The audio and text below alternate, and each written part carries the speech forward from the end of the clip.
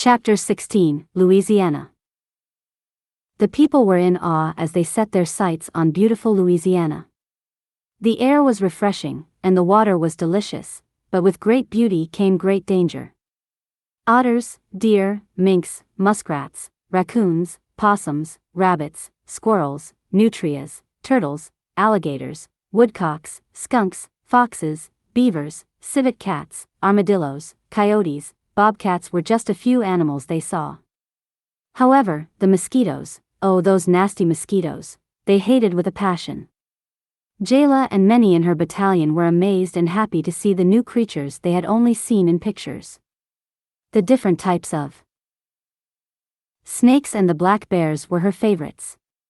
They could hear the people slapping and swatting the mosquitoes before Dark Eagle stopped the caravan, started a fire, and smothered it to create a smoke-filled forest. These bad boys are out of control. I forgot about these darn mosquitoes, and I sure don't miss them. Dark Eagle said as he, too, was seen swatting the mosquitoes. They mixed lavender oil, vanilla extract, and lemon juice into a container and handed them to the people, instructing them to rub them on their clothes and skin. The people complained less, and the children enjoyed their journey and learned many new and different things about their surroundings and the history of the land that many recalled reading about, but being there had an entirely different meaning. They passed Pecan Island on Highway 82, and Dark Eagle was teaching when he got a message on his earpiece. Dark Eagle. It was Miguel, the speedster. "Go ahead, Miguel," Dark Eagle replied. "We have a situation here. There's an old bridge about half a mile long and about 60 feet wide. It looks sturdy, but there's no other way to cross to the other side unless we travel over 100 miles around it." Dark Eagle hesitated. "We will take a look at it once we get there." When they arrived, Dark Eagle and some engineers inspected the bridge. Miguel approached. "I went ahead and searched for different ways to get to the other side, but it's much more dangerous than this way. White Lake is to our west, and Vermilion Bay is to our east, and there's at least a 50-foot drop." Dark Eagle and his men surveyed the bridge and voiced their options. "It's simple, everyone goes across one at a time until everyone has passed," shouted one elder. Dark Eagle agreed. Everyone made it across safely as the speedsters headed up the road to survey the land ahead of the group. Keeping their primary route in mind, they headed north on Highway 35 until they reached Lawtell, Louisiana. Dark Eagle shouted, "Lawel," and began laughing. "Isabel, remember, I used to tell you about the trips we used to make with my uncle every year?" Isabel frowned. "Yes, it was Lawel, as you said." Dark Eagle said, "My uncle called it Lawel, the name was Lawtell. Lawtell, Louisiana." He was the type of person who hated anyone who corrected his speech, just a countryman with a country heart. "This is it, I didn't remember until we got here and saw that." Pointing to a large boulder, getting off his horse, he started digging up some of the earth around the boulder. "Yep, here it is. Uncle Jolie wrote this when I was about 16 years old." Dark Eagle cried as Isabella got off her horse and read, "To my favorite nephew, Abram, from Lake Providence." Dark Eagle got back on his horse and shouted, "I know of a quicker way back home. Follow me." The caravan headed east on Highway 190 and north on Old School Road, following it as it curved onto Highway 103 until they reached Frilot Cove Road. Dark Eagle was so excited as he remembered his childhood and began telling stories to the children, for much hadn't changed since he left. "Big Joe." Dark Eagle shouted, "Big Joe Road." Many called it Highway 1168, but we called it Big Joe all the way up to the top. Dark Eagle talked the entire time until they came to Homer Road and was silenced for a while, stopping the caravan just a few miles onto Highway 1170. "We take a break here. I must go somewhere alone before we move on." As the people set up camp, Dark Eagle took Isabella, Ntwadumala, Jayla, and Anaya along a path for a mile. "A lot of my people are buried here. My mother's grandmother was born and raised here, and we had family from here all the way up to Lake Providence. Back then, many people had extended families, and many would move further away so relatives wouldn't accidentally marry each other, and my great-grandmother, pointing at a grave, was no exception to the rule. She was somewhat peaceful, but she was an expert fighter and could shoot a tick off a dog's back. Dark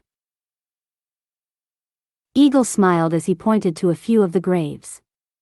My uncle, I told you about it, is here, and our family is all over here. I wish my sons were here to see this. Our people were proud people who could date themselves back as far as the children of the exile in Israel. Anaya was taking pictures. I have the next best thing right here, as she snapped pictures. They started walking alongside the gravesite as Dark Eagle kept quiet and reminisced about his childhood.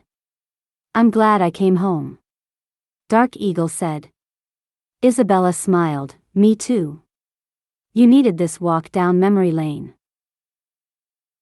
Dark Eagle finally took everyone back to camp when fire and ice started growling, forcing everyone into combat positions. A black bear stood on its hind legs before Jayla stopped them from attacking. Put your weapons down, she commanded. Jayla slowly walked up to the bear. We mean you no harm. She talked to the bear for a moment, and the bear sat down on the grass. Here, we have food at the camp. Come with us and eat, and you can be on your way. Jayla told the rest to go ahead and let the rest of the group know what to expect. Jayla, with fire by her side, and the black bear took their time getting to the camp, and Jayla was so happy to talk to the bear. As they made their way to the camp, Anaya, Ice, and some warriors met Jayla. We prepared everyone to meet our new friend. Uncomfortable at first, but eventually, everyone welcomed the black bear, and they enjoyed a splendid meal and rested for the night. The following day, they were all prepared to continue their journey. Jayla said goodbye to her newfound friend and headed to an abandoned town named Bunkie. Dark Eagle guided them toward Highway 84 and finally reached Highway 65. Dark Eagle shouted, the last highway, this highway right here, will take us straight to Tallulah and even farther north to Lake Providence. In just over 2 months, they finally arrived in Tallulah, Louisiana. Dark Eagle's youngest uncle, Abebe, approached and embraced him with a firm embrace. When the man arrived telling us you were coming, I just couldn't believe it. Ever since you and your brother left all those years ago, I thought I would never see you again. Dark Eagle shook his head. I know, but little did we know it was Sabaoth's plan, and a splendid plan at that. This is my wife, Isabella, and our great-nieces, Jayla and Anaya, and their brother, Ntwadumala. Shaka's grandchildren by Tablita and Aba's son, Liberté, whom we now call Wanyanyekavu. Jayla, Anaya, and Ntwadumala approached Abebe alongside fire and ice. Good Lord, what kind of dog is that enormous-looking creature? Dark Eagle smiled. We have an entire battalion of these, but we left them back at that old truck stop. They are hyenas from Africa. Look, there is so much to tell. We must get these people settled in, and we can talk while doing so. Abebe looked at the crowd. There are a lot of elderly and children here. He hesitated. Well, they abandoned Tallulah many years ago, just like most of the state. Many live here in the wooded areas to avoid being attacked by those sky people who shoot us for sport. You can live here, but it's dangerous. Dark Eagle laughed. These little children and even the elderly are skilled warriors and have been blessed by Sabaoth himself. These are not all. About 3 or 4 more groups are coming. Scratching his head, Abebe said. How do you expect to feed so many? Dark Eagle smiled. We have come prepared. We have brought plenty of seeds, fruits, vegetables, and, of course, herbs. Until then, how's the fishing on the Mississippi? Abebe looked at Dark Eagle. Don't think it will even run out, plus there's plenty of ducks, coons, and deer around as well. Abebe showed Dark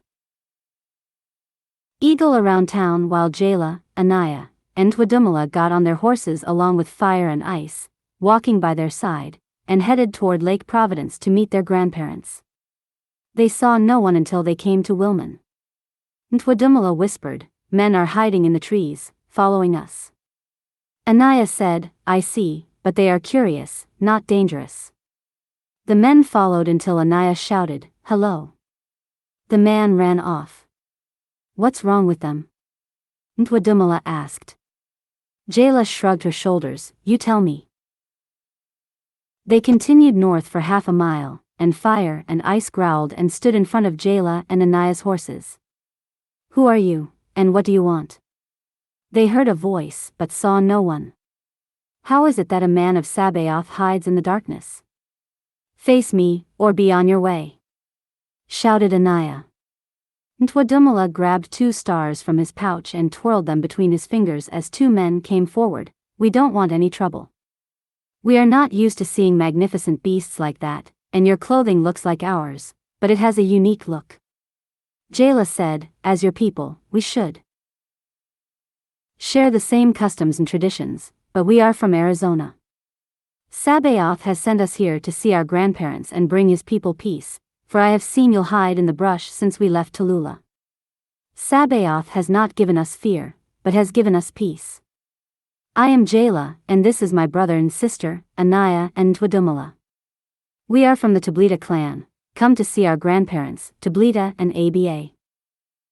The man then said, "I am of the Tablita clan, and I don't know you." Jayla and Anaya jumped off their horses and hugged the man with a big smile as she told Fire and Ice to sit. "We are daughters of Wanyanyekavu. Oh, I forgot, you call him Liberte." The man's face lit up. "I haven't heard that name in 30-something years. I am Bodaway, his brother. This is Uday and Abebe." Jayla and Anaya shouted, "Uncle Bodaway." Jayla wiped a tear from her eye. "We have heard so much about all of you." She took out her tablet and showed Bodaway a picture of Wanyanyekavu and their family. "Is he a king or something? He looks like royalty." Anaya smiled. "We all are." Bodaway and Uday stayed behind while Bodaway turned to the men and told them to go ahead of them and gather his brothers and sisters and meet them at his parents' house. Uday looked at the young ladies. "I am Uday. Your father saved my life many years ago on his way to Arizona." Anaya nodded. "Yes, he has told us of you." Uday continued, "Unsure, but I might be the first Anacotis he converted, and I have lived with and formed a family among your people. He is a good man. When you see him again, please tell him I said hello and thank you." Jayla said, "He does that with people, and now we have Compuyutans and Anacotis that live with us, and collectively we are called mestizos. We cover most of the western region serving Sabaoth." Uday said, "Sabaoth is able." And they all said, "Yes, he is." "This thing with Wanyan." He struggled with the name, Liberte. "What is it?" Pointing to her tablet. Anaya said, "It's a tablet, a computer." Uday continued, "It mustn't be seen amongst the people, for they fear it is evil." Anaya smiled, "We are well aware, and I will print them out before we get there, so you can have them." They talked along the way and started seeing a large group gathering at a large old 2-story house. Jayla looked at Fire and Ice. "These are my people. Don't harm them, do you hear me?" Abebe looked at Jayla. "They are very trained, and they act as if they understand you." Anaya smiled. "They do." Fire and Ice walked alongside them. The people avoided the animals out of fear, but Fire and Ice just walked without making a sound. Abebe looked at the animals, and as he looked up, he started introducing people. "These your cousin Maine, Esli, Iktika, and Kamaxli." They shook hands and hugged people along the way. "Sitlali, Isli, Izel, Mazatl." At the door, Abebe said, "More cousins Quali, Juno, Lafayette, Iknoyatl, Ihuikatl." The house was full inside and out. Abebe took Anaya and Jayla by the hands when he entered the house. "Your uncles Mekwi, Seku, and Chaska. Your aunts Datest, Ieta, Halona, Isi, Lomahangva, and Magaskoi. And of course, your grandparents, Tablita and Aba." There were hugs and kisses as they all cried. Aba said, "Baby, let me look at ya." Squinching her eyes, she turned and told one of her grandchildren, "Gal, reach me my eyeballs behind ya, on the shelf there." Jayla and Anaya had a strange look on their faces as they turned and looked at Abebe, eyeglasses. One Inyekavu tried to help them out before they left with some of the words they used, but Jayla and Anaya sometimes had to piece together what they were saying. Aba put on her eyeglasses. "Gal, you deaf. What's that thing you got in ya ears there?" Anaya said. "Oh, I forgot about that." She put her earpiece in her pocket and said, "No, I hear just fine, Grandma." Aba just looked Anaya and Jayla over a bit. "Yep, it's been a long time, but I do see my son in y'all." Ntwadumala hid behind Jayla, but she grabbed him. "This is our youngest brother, Ntwadumala," Aba shouted as she laughed. "Now, that boy looks just like his father. And I love that name." Aba looked around, asking, "Where is he now?" Jayla said, "He's still in Arizona." Tablita shouted, "Arizona? Why, in God's name?" The boy sent 2 girls halfway across the country. "I'm gonna give him something to talk about when I see him." Tablita was old and frail as his grandson, Seek, helped him stand up. "Now, I'm mad now." Anaya said, "No, Grandpa, we are about to engage in war, and he sent the children and elderly here until it is over." An order by Sabaoth. Tablita sat back down, and he paused for a moment. "Oh, okay, I know, he knows better than that. Why the rest of y'all standing around for? Get that pit started and cook something to eat. We will celebrate and find my grandchildren somewhere to freshen up and rest a bit." Gone now. Men and women rushed off in excitement to prepare the feast as Tablita and Aba continued talking to Jayla and Anaya. Ntwadumala went outside to play with fire and ice. Tablita asked, "How in the world did that boy get clear across the country?" Jayla said, "It took him 8 years to get there." Aba laughed, "Baby, now, I ain't no genius, but even my slow self can get there in less time than that, 8 years. Jayla laughed. "No, he stopped a few times before he made it there. Sabaoth has called all his people together, Wakatilians, Anacatis, and even Computans. They call us mestizos. We live in a community of enlightened people that Sabaoth has blessed. We are an extensive section of the western coast with our father and Uncle Dark Eagle to guide us." Everyone in the room had a strange look on their face. Jayla said to them, "After the feast, the first thing in the morning, we will have Holy Jun, for Sabaoth will show great signs and many wonders that you have never seen before." Ntwadumala had fallen asleep between fire and ice, and Jayla woke him up. "Get up and take a bath." Ntwadumala said, "I'm okay, I'm going back to sleep." Grabbing him by the arm, "If you don't get up and go up there and take a bath, little boy." Ntwadumala was mad. "Why are you always telling me what to do? You ain't, Mommy." Anaya stepped in, "We are your oldest sisters, and it's our job to take care of you until we get home. Now go, and take a bath." Jayla and Anaya went upstairs, freshened up, and took a nap. They were awakened by large drums and music and the powerful aroma of different food they had never smelled before. They rushed downstairs, and Anaya asked, "What is that smell? It smells so good."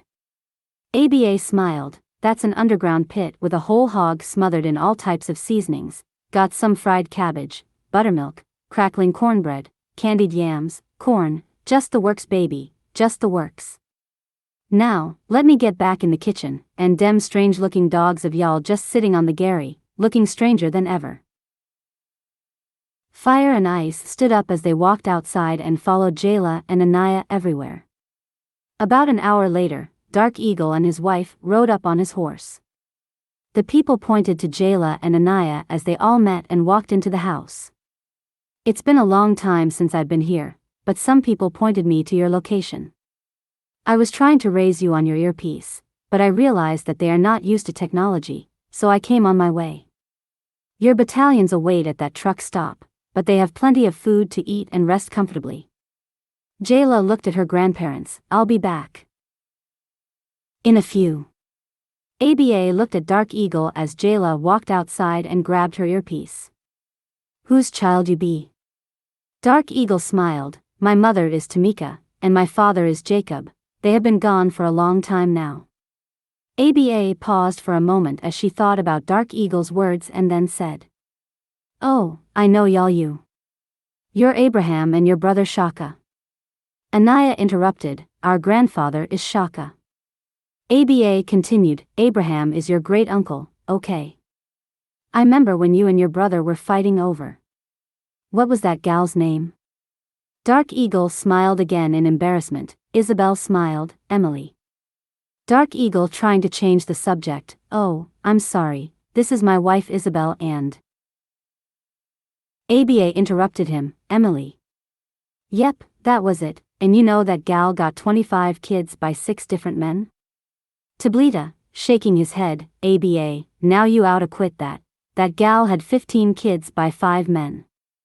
ABA said, She still ain't no good, to no man. I hear she lives over there in Mississippi now, working on her 7th marriage. Who fool enough to marry her but? With her old tail. Need to seat down somewhere.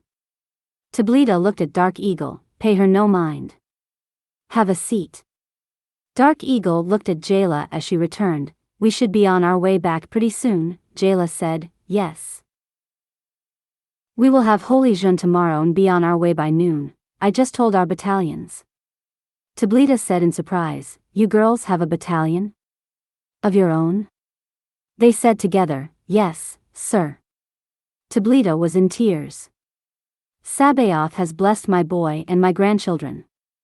I named him Liberte because when your grandmother told me she was pregnant, myself, was going through it, but the weight was lifted off me, and I felt peace. I told your grandmother he would be named Liberte, for he was our liberation. Liberté was the motto of France and the Republic of Haiti, and it kept showing up before she told me she was pregnant. Don't get me wrong, I love Sabaoth and always will, but that announcement filled me with the spirit of liberation. The day he left, well, that night, I had a dream, and I heard a loud and powerful voice speak to me, Behold, Wanyanyekavu, for he is blessed. It wasn't until I called out that name the day he left, and he turned around, that I knew Sabaoth called him. Anaya said, We are the Tablita clan in Arizona. So emotional, Tablita and ABA started praising and thanking Sabaoth. At 5 a.m. the following day, many men, women, and children in Tallulah from Arizona came to the Holy Jun. Tablita had demanded that all kinsmen be there. Jayla and Anaya were in front of the crowd. Jayla looked at the people as they approached. Ezekiel 3 verse 12 says, The Spirit lifted me up, and I heard a great rumbling sound behind me, Blessed be the glory of the Lord in his dwelling place. The crowd said, Amen. Jayla continued. For what you're about to see, experience, and feel is all the power of Sabaoth. My Father has taught me, and many others who are not of us are now a part of us. Yes, present with you were once our enemies, but now they are our brothers in the Almighty. Anaya called out, Anacatus. People from their caravan stood up and shouted, No, mestizos, for we are united as one. Anaya called out, again, Compayutans, and some people stood up, No, mestizos, for we are united as one, and she shouted for the last time. Wakatilians. All her people stood up and shouted, No, mestizos, for we are united as one. Anaya continued, Divide and conquer is the oldest game in the book.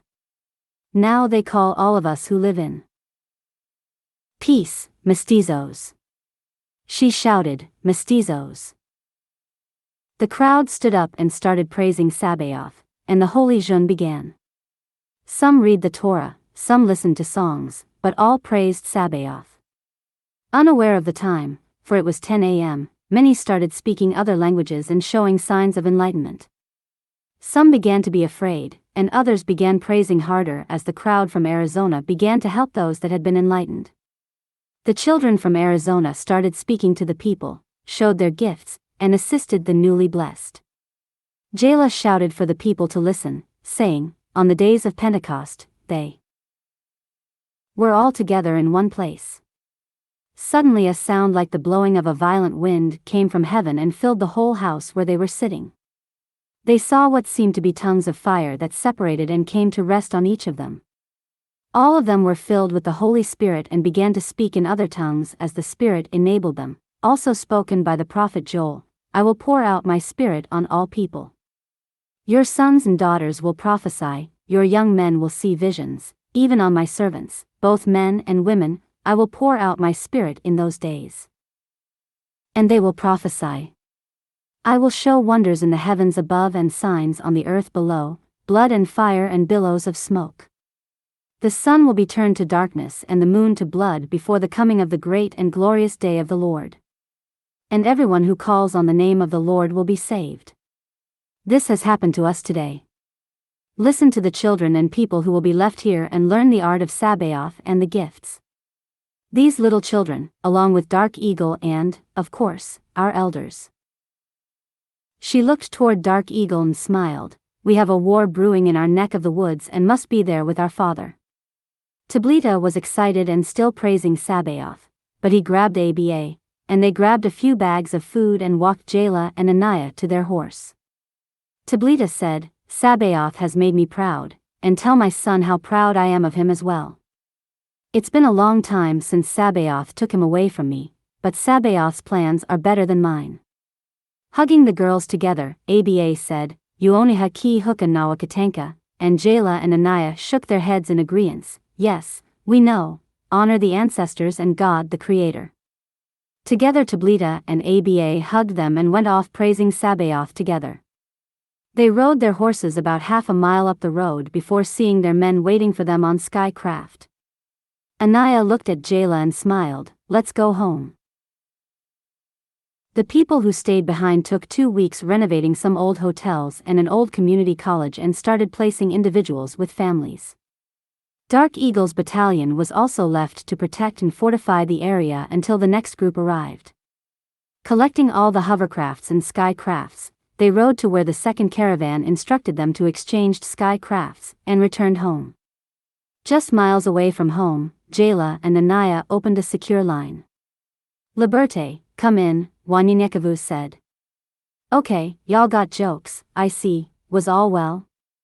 They both started telling Wanyanyekavu what happened, and he was in tears. This wasn't a mission of fear, but salvation. Anaiah said. This was Sabaoth's way of bringing all of us together. They are learning to fight, they were enlightened, and the children were teaching them how to use their gifts separately and together. Wanyanyekavu was in tears again, and Jayla and Anaiah heard him praising Sabaoth in the background. As Jayla continued, many started settling all up and down Highway 65 from Tallulah, Ashley, Sonheimer, Alsatia, Transylvania, and Hollybrook as far as Lake Providence, and some scattered to the eastern woodlands as far as the Mississippi River. They welcomed many, especially after the residents became enlightened, but a few believed they were involved in witchcraft. This division caused the people who had gifts to return to the old areas they had once lived in, and the rest stayed in hiding. Those that disagreed with the people's new way of life started moving westward toward Delhi, Louisiana. The locals didn't accept the technology and said their gifts were from Satan. But above all, their association with the Computans and Anacotis was a sure sign of blasphemy. Out of respect, many didn't use their gifts or technology around the people, but insisted that Sabaoth had given them their gifts and still regarded them as their people and protected them from harm. The converts were no longer afraid to fight anyone, for Sabaoth had restored the courage they had long lost because of the bullying of the Anacotis and the fear of the Abenians. Some of the surrounding Anacotis tested the children and elders of Arizona, but their respect was established and they was no longer tested afterward. In Arizona, the months had passed quickly, and a year had suddenly arrived, and the last group had packed up their things and were getting ready to make their journey. Before them, the other group had doubled, and some tripled as relatives tried to keep their families together on their trip. All were successful missions with no incidents to report. The last group only consisted of 200 people in 2 battalions, Jayla and Anaiah, to escort them while the others rested or stood guard around the perimeters. Wanyinyekevu had spent much of his time with Abooksigun that year. Especially after hearing the stories his daughters had shared with him about the time spent with his father. He knew it was a purpose for Abooksigun and knew, like when he left his family, that Abooksigun's purpose would be a great one. Regretting spending time with his father before he left, he decided he wanted to spend plenty of time with his son, not knowing if or when he'd see him again. Wanyinyekevu taught Abooksigun all that he went through and saw on his journeys and how he ended up in Arizona. He spoke about the prophet Z and how he received his san and told him to make sure he wore his necklace and his san around his neck and keep it out of sight, how it represented his bloodline. They laughed and joked around. Abooksigun was proud to be Wanyinyekevu's son and never thought about why his father was telling him all he was telling. He just enjoyed the time together. One day they went fishing near Verdugo Park. Wanyinyekevu was in deep thought when he heard Abooksigun. I always hear you and mommy say, I penny for your thought. Wanyinyekevu laughed and grabbed Abooksigun by the shoulder. It means, what are you thinking about? I was thinking about all the times Satan has tried to separate this family but has failed. Sabaoth has always revived and restored us. Abooksigun, leaning against a tree, asked, what do you mean? Wanyinyekevu smiled, well, I know you know of the story of a Johnny in decay, but let me tell you of Skidmore Claiborne. Like a Johnny, he was another lone man that saved our family history because of love and his family. He raised his only sister as a daughter. They called her Auntie, and her children and grandchildren called her by that name. While I'm thinking about it, she was also a Johnny's great-grandmother. Skidmore was born in 1834 in North Carolina, and they said they lost their father in Georgia during an event called Weeping Time. So, their father who was either sold or separated during this event. If you ask me, he probably died if they had done that to me. I would have gone down, not without taking one or two with me. Wanyinyekevu saw Abooksigun was listening and took a seat on the ground. Abooksigun said, Weeping Time, I remember reading that story, but I didn't know it had something to do with my family. Wanyinyekevu smiled, it very much did. Abooksigun cut him off again, and Wanyinyekevu just listened, where a group of men, women, and children who were kept in holding pens at a racetrack outside Savannah for a week to allow buyers to inspect them like cattle before bidding on them. Wanyinyekevu said, yes, it was. Abooksigun continued as Wanyinyekevu tried not to interrupt Abooksigun when he spoke to make sure he was correct and to see what he knew. The buyers would pull the slaves' mouths open, look at their teeth, make them perform exercises to see if they were fit and ask if they could still breed, and with the women, well, I rather not say. It was also the largest slave auction in over 2 days. They called it Weeping Time because families were being pulled apart, and everyone was crying and screaming. Abooksigun paused as he felt saddened to speak about it. It rained the entire 2 days non-stop, also, therefore, weeping time. Some believed Sabaoth was crying as well. Wanyinyekevu said, I believe he was. Wanyinyekevu smiled because Abooksigun's enthusiasm and energy impressed him by telling the story. Now, this is what is written, but I'm quite sure the slaves would tell us a different story because it was, after all, a liquidation sale. Wanyinyekevu said with a sad look on his face. Abooksigun said, I know they enjoyed raping men, women, and even children. Pops. Abooksigun paused for a second. What stood out in my mind was how they sold 3-month-old babies for like $1,200, but men $250 and then had the nerve to give each slave $1 when they sold them, $1.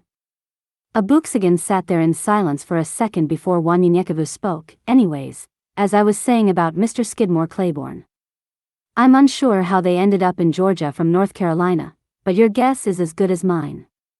Maybe the Butler family was the family's name who sold the slaves. Perhaps they had dealings with the owner of Skidmore and his mother's master. But they sold him and his mother to a man named Mr. Claiborne. It so happened that they were one of the last ones sold and got a deal for the two of them. I believe it was $400, a 2-for-1 sale. Later on, his mother had a child with another man, and Skidmore promised to take care of the child as his own. Their mother's name was Ludi Claiborne. Ludi, or it might have been Lula, cause they didn't know how to read or write back then. She was born in 1876. The pain of his mother's death, the Civil War, and a few other factors drove Skidmore to Louisiana. Wanyinyekevu picked up his tablet, searched it for 2 seconds, and said, "Here it is." Showing it to Abooksigun, Wanyinyekevu said, "This is the 1880 census, 4th Ward, Madison, Louisiana, U.S. Here, read it. Abooksigun grabs the tablet and reads. Head, Skidmore Claiborne age 46, wife, Jane Claiborne age 40, son, Ely Claiborne age 15, son, William Claiborne age 10, son, Isaiah Claiborne age 8, son, Gibbs Claiborne age 7, son, Ensign Claiborne age 6, sister, Ludi Claiborne age 4, and son, Louis Claiborne, age 1. Abooksigun paused. Who are these other people? Wanyinyekevu said, I'm not sure, they might have been relatives or friends, but it's clearly another family, the Johnson family. Skidmore's children called her Auntie, and the name stuck with her. Auntie later married Jake Wilson, and they had a large family, and our bloodline continued through Catherine Wilson, their daughter. Hours had passed, and they had realized the time had slipped by them. Wanyinyekevu said, we didn't even get a chance to fish, but you have to go tomorrow, so let's go home to get something to eat so that you can get some rest. You have a long journey ahead of you. Abooksigun grabs Wanyinyekevu's hand. I'm going to be alright, Pops, Sabaoth is on my side. Wanyinyekevu, trying not to cry, I know, son, I just don't want to see you go. Enough of that, Mommy and your sisters and all your brothers are waiting for us for your feast. We just won't have any fresh fish. Abooksigun smiled, we talked. More than we did anything else. The only thing I did was unloaded the tackle boxes. Wanyinyekevu rubbed Abooksigun's hair, it's okay, it was well worth the time.